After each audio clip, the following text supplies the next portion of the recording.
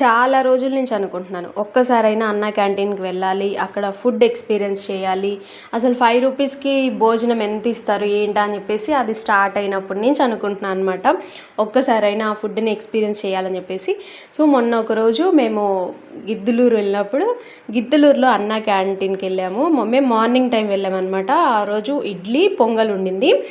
నంద్యాలలో ఒకరోజు మధ్యాహ్నం టైం వెళ్ళాము. ఆ రోజు కూడా ఓకే ఫుడ్ బాగానే ఉండింది. 5 రూపీస్ కంటే వర్తే.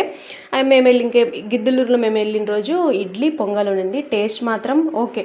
అంటే మరీ అంత సూపర్ డూపర్ అని చెప్పలేను కానీ మనం ఇంట్లో చేసుకుంటే ఎట్లా ఉంటుందో అలా ఉందన్నమాట.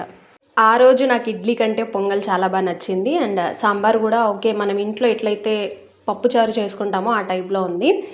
ఓకే, ఏ ఆధారం లేనోళ్ళకి ఇదొక ఆధారం అని చెప్పొచ్చు. పర్లేదు, 5 రూపాయలకి భోజనం అంటే ఓకే. ఇంతకీ మీరు ఎప్పుడైనా ఎక్స్పీరియన్స్ చేశారా అన్నా క్యాంటీన్లో ఫుడ్? మీకు ఎలా అనిపించింది అనేది కింద కామెంట్ సెక్షన్లో షేర్ చేసుకోండి.